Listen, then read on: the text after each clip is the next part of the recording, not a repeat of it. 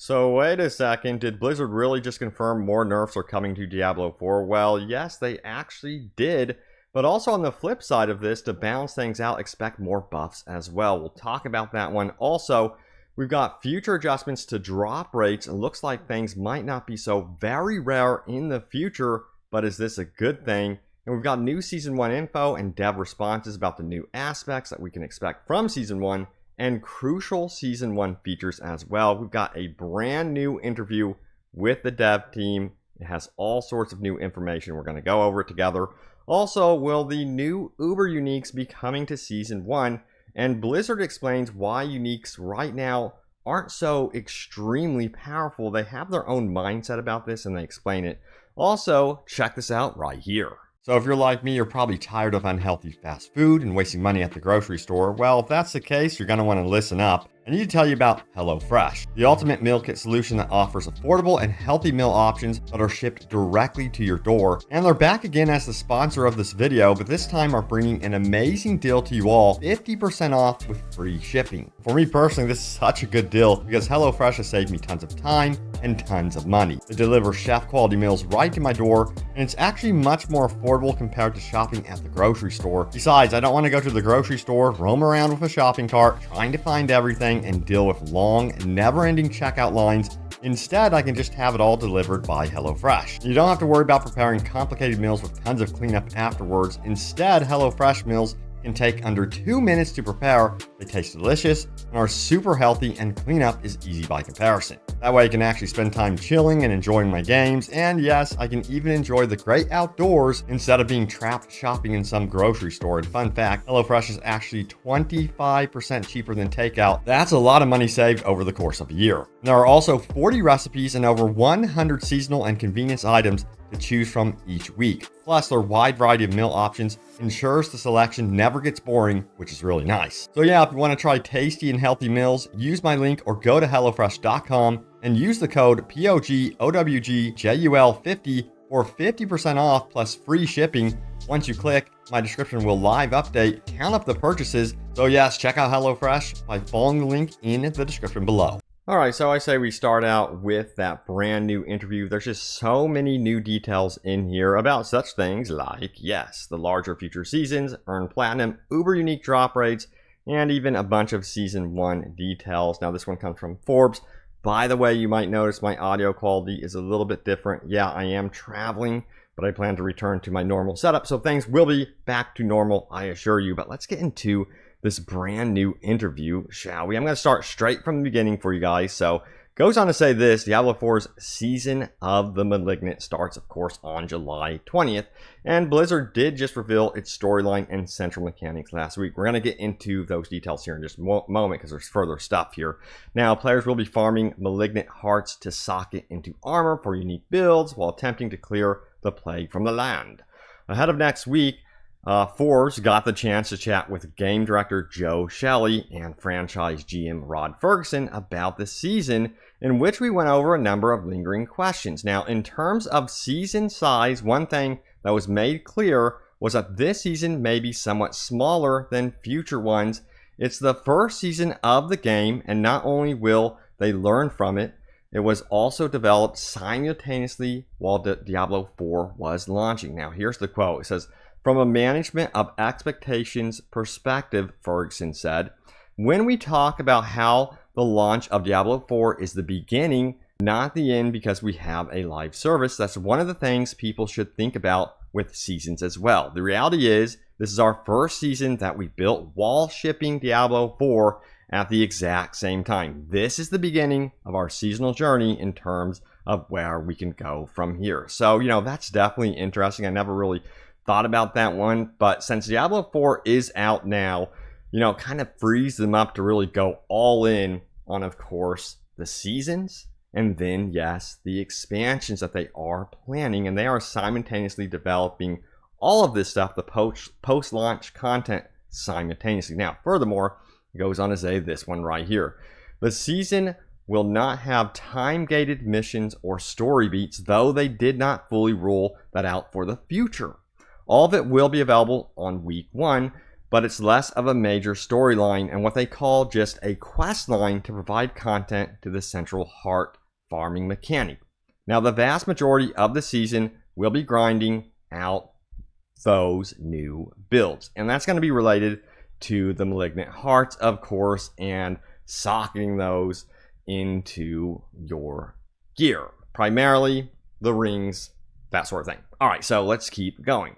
Now, it says it helps describe what the Malignants are doing here, but it isn't going to be an act-like structure, Shelley said. In week 3 of the season, the primary content you're going to be focusing on is doing Malignant Tunnels, getting those Malignant Hearts, and caging them and optimizing your build. Now, I think they're trying to manage expectations here, of course. They really don't want people to think that this is going to be a huge, major story arc on par with what they're going to be doing with, of course, expansions. All right, so this is where it gets very interesting. So let's dive into this part of the interview. Now, it says here are other key bits of information about the season that came up during our chat. Some may be a reiteration, some may be new. Now, it goes on to say this: for players of other live games, one big difference is that all the content of Diablo 4 seasons is free. Now, the storyline, the mechanics, the ability to create a seasonal character, a free chunk of the battle pass. The only paid thing is $10 for the premium battle pass that just has cosmetics plus any new shop items that get added separately. Furthermore, it says there is a more expensive accelerated battle pass, of course, that comes with an exclusive cosmetic, but it's just an emote, not like an insanely cool horse or armor set or something. Now, since some players may be confused, to get to rank 100 in the battle pass, your character does not have to be anywhere near level 100 by the end of the season. Now, here's the quote. It says, "We want to make sure that players playing at varying intensities can still complete the battle pass," Shelley said.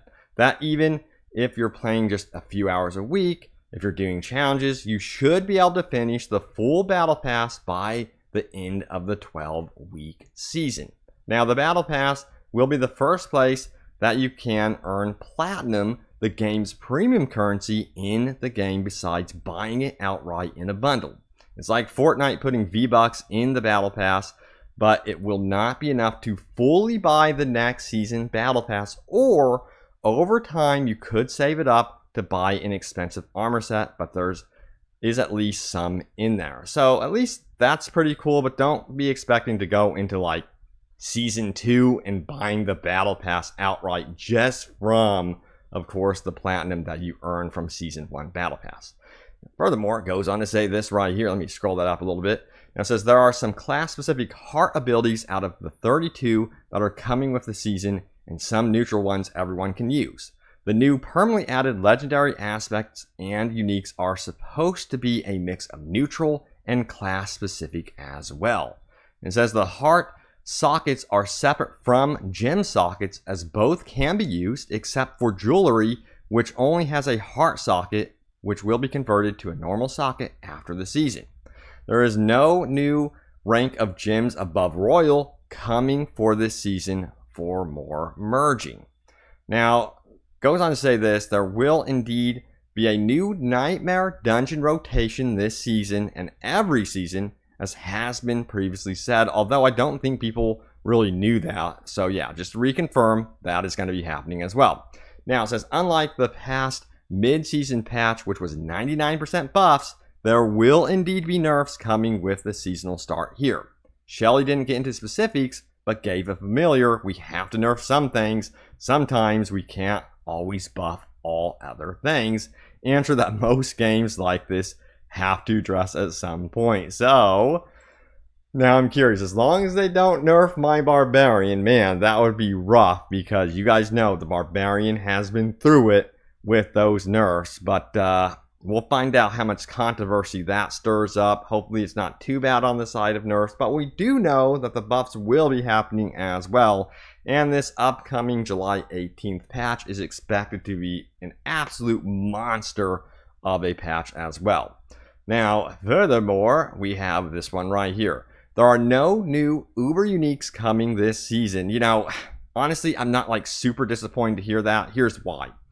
But I would like to see Uber Uniques, don't get me wrong. But right now, currently, Uber Uniques are so rare, I don't even expect to get one. That's how I feel about it. I'm like, it's like gambling. Like, it's going to Las Vegas or whatever. I've said that before, and yeah, I don't hold my breath over that. I expect to get the more normal uniques. In fact, I got an amazing aspect recently. I'll talk about that maybe in a future video. But anyway, stay on point. Now it says, this season, they indicated I pressed them on the absolutely insane drop rate. So it says this.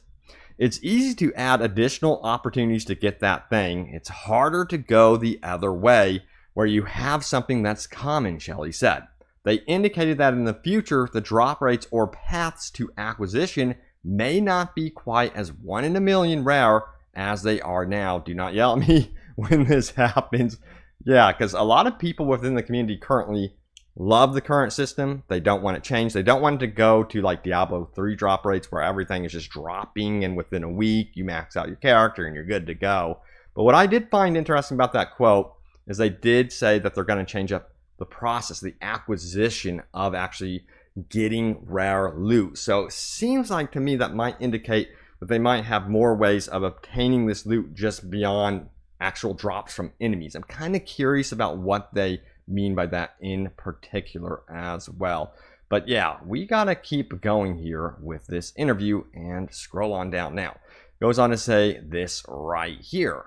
Says, I asked about why a lot of uniques feel underpowered compared to legendary counterparts.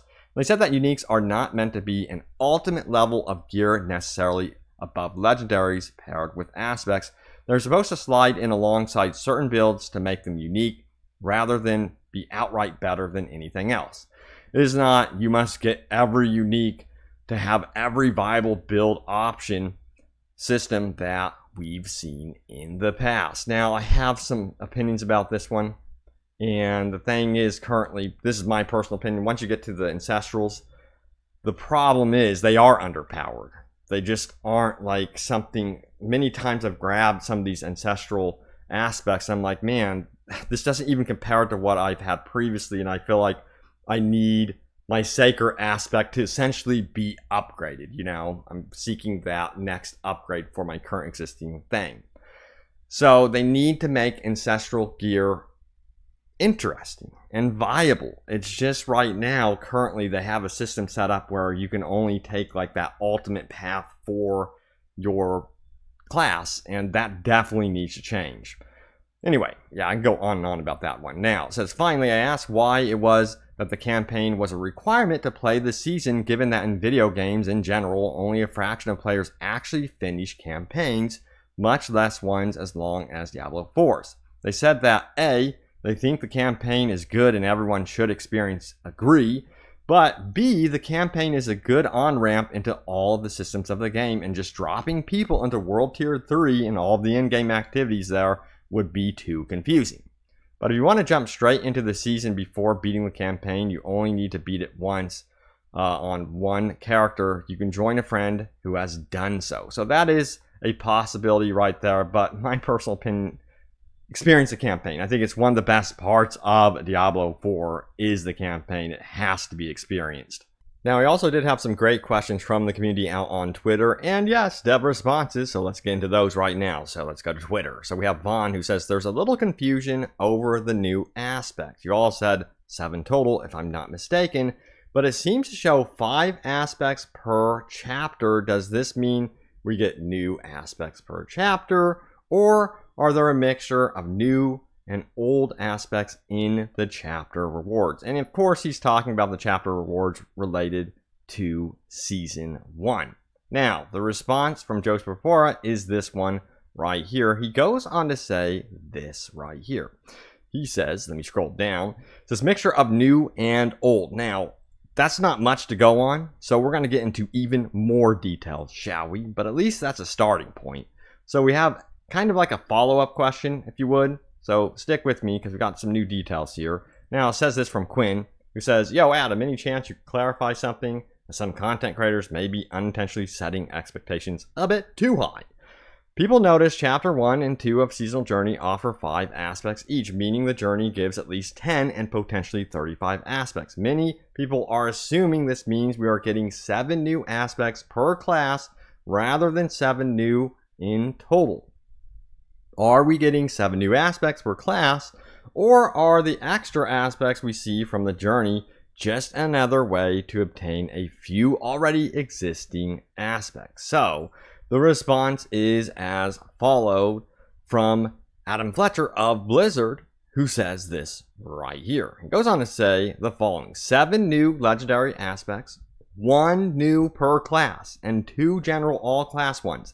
6 new unique items in the game, and 32 malignant hearts. Some hearts are all general, and some are specific to classes. Some interesting things to also note here. You got to remember the legendary aspects, and of course, the new unique items will also carry over into the Eternal Realm once Season 1 is finished.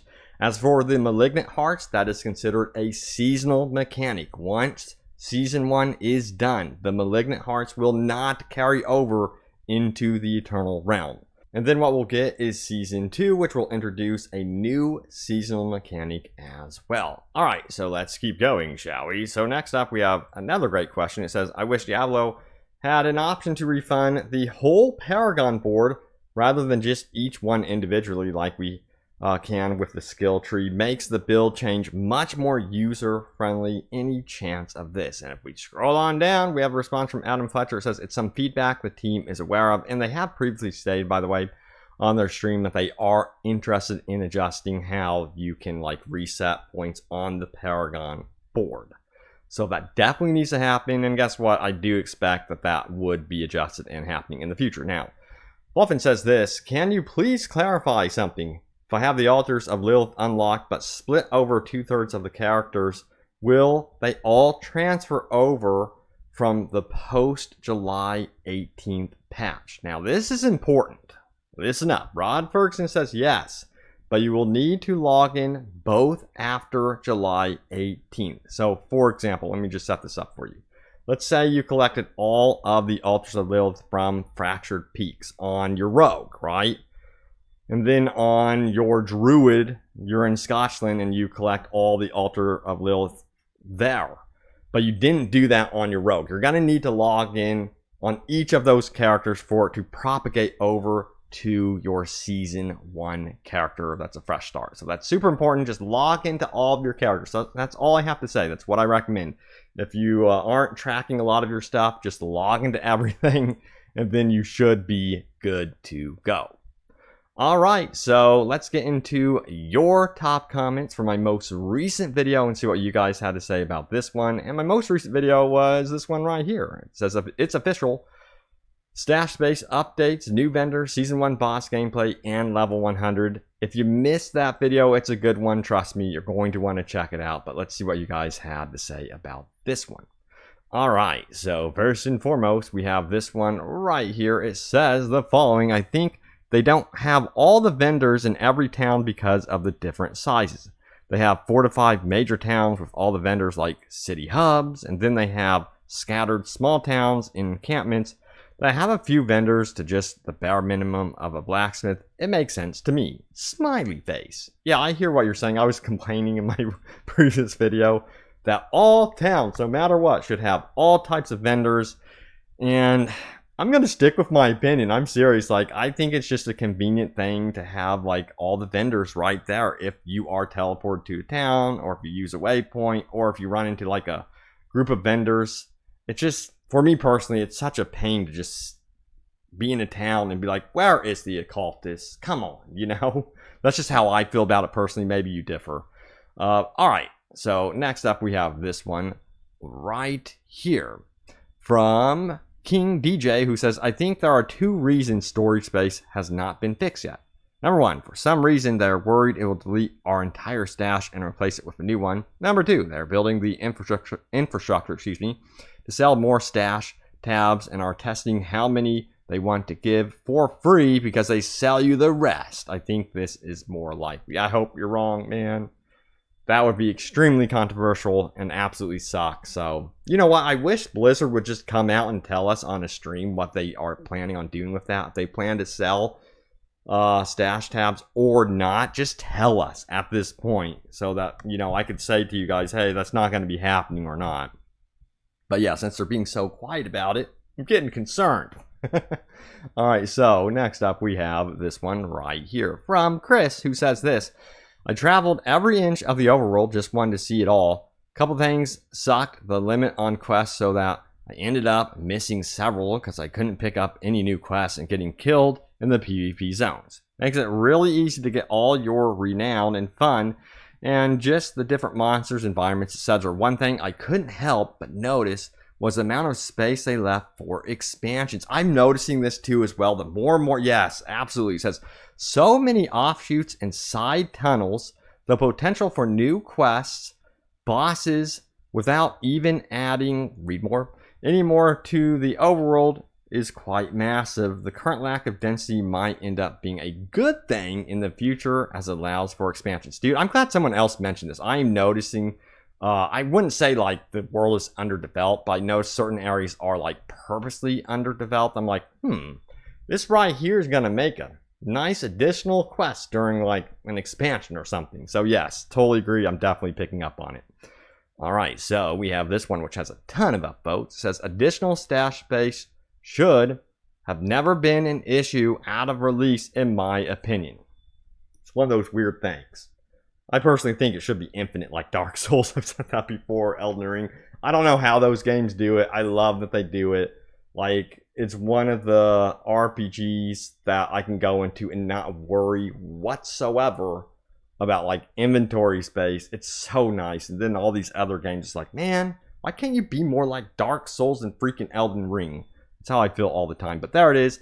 Thank you all so much for love and support on the videos. Things will be returning back to normal with the audio. Hopefully the audio wasn't too rough for you all.